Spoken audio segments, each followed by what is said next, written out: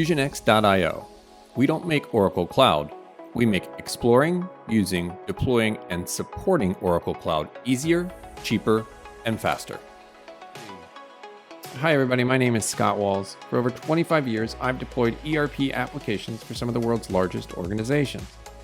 During that time, I've taught thousands of people just like you how to discover, use, deploy, and support Oracle's back office software. In this lesson, I'm going to walk through the Supplier Portal application.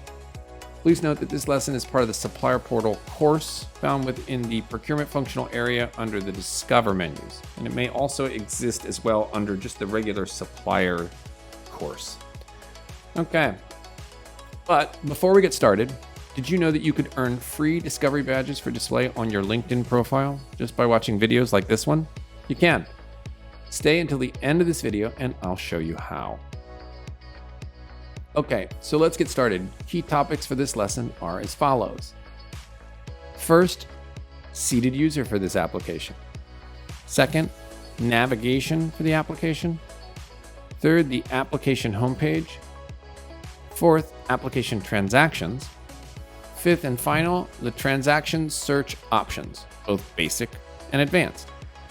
Now, before we jump into the application, it's worth noting that this video is really focused very high level on what the Supplier Portal does. If you want to learn how to use and or deploy the Supplier Portal, then watch the videos or courses under those menus. Okay, so let's jump in the application. Alrighty, so first things first, we told you we'd give you the seated user for this application. So you can see here the seated user I'm using is Ryan Lee. Ryan Lee is a supplier contact for a supplier called Lee Supplies. You can see Ryan's name up here as well in settings and action. So once you're here inside Fusion, then Ryan needs just to click the Supplier Portal to navigate to the Supplier Portal application. So very similar to what Calvin Roth or any of the other procurement folks see internally, there's some kind of homepage for this application that draws your attention to either, in this case, news or transactions in process or other transaction you've done.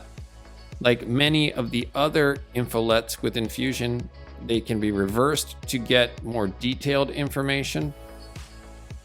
And so you can see that here. And then this just takes you to a status for whatever the transaction is that's listed here, right? What you see down here. Supplier news is very simplistic. You just do this once globally for every supplier. And so if you have an outage or if you have something special coming up, 3-day holiday, whatever, then you may want to let all your suppliers know you do that here. Lastly, what you see that's probably a little bit different is most applications have a task panel on this side. The supplier still has the same infolets that they can personalize the page with, but they don't have that task panel. Instead, you have a listing of transactions here on the left-hand side, and this listing is really big. And this really just depends on the roles that the supplier contact is set up with. But you can see they kind of have a mini menu that the internal users have within the procurement functional area. So instead of a full out menu, let's say for POs, they just have the ability to manage orders, schedules, and acknowledge. Then agreements, they just have the ability to see them. In this case, they can actually, depending on what's been opened, I can have my supplier manage the item detail information on the lines of my blanket or their blanket agreements. Next up, shipments. So you can see they can manage the shipments, create the ASN or ASBN for billing. And then they can upload ASNs or ASBNs, view receipts, view returns. And that's all within the shipments section. Contracts and deliverables. They can manage some of their contract documents or see what we've got for contracts with them. And then deliverables are simply compliance tasks that hang off those contracts. Really, quite frankly, deliverables can be assigned as part of the sourcing process as well. And then let's see here. So then you have consigned inventory. We really don't see used much, but you could review your consumption advices in here. Invoice and payments is big. So if you're driving your suppliers towards invoice entry through a portal or e-invoicing, This is one of the ways that that they can do that through the portal.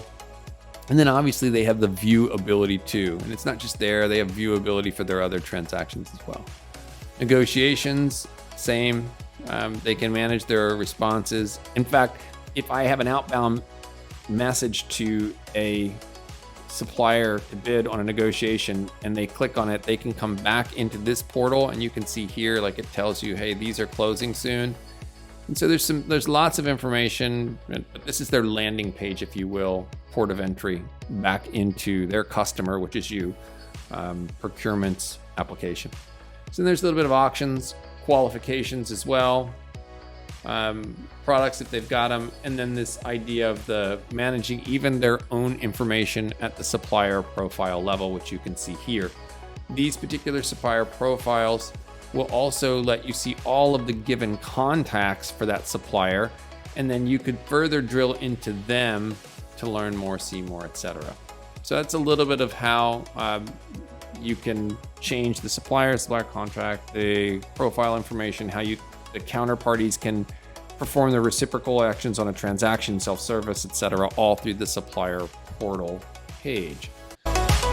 It also, lastly, talked very much about the same that we've talked about in other application overviews. And the last piece I'll cover is this idea of managing information. So let's say, for example, if I wanted to go in and view qualifications from a transaction search standpoint, the supplier can go through and look at the different qualifications that they have assigned to them. You just see a readout format. If you look in something like negotiation, it's probably a little bit more or a little bit closer to what you'd see if you were on the inside, meaning if you were part of procurement.